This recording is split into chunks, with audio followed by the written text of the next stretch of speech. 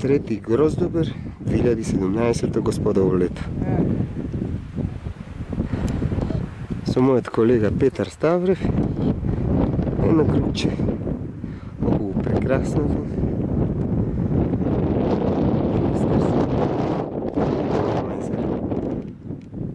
едно од двете пелистарски очи.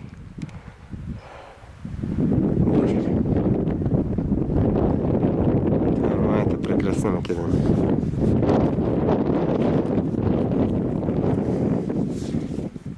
Долупланинарскиот дом, Димитар Илиевски Мурато, на 2226 метри надморска висина.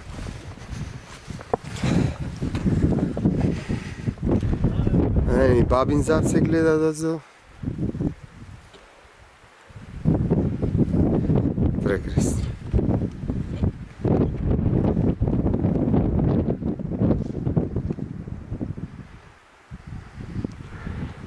Тоа е големото езеро. Ова е. Убавно.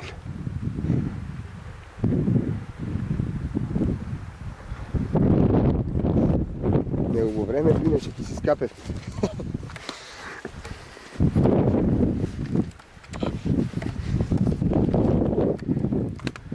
Поздрав од Зевс. Чкембари на големо езеро. И тоа во екстремни услови скачевме, бидејќи имаше град, но време, дош. Од Нижополе тргнавме 1100 метри пешки.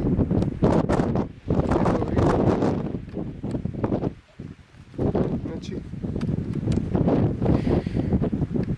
скачивме пред тоа по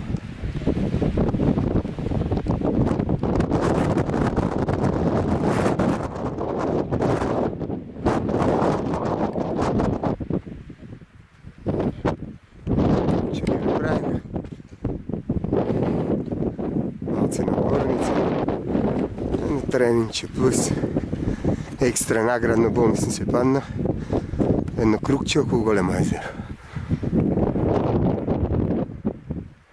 Уште еден поглед.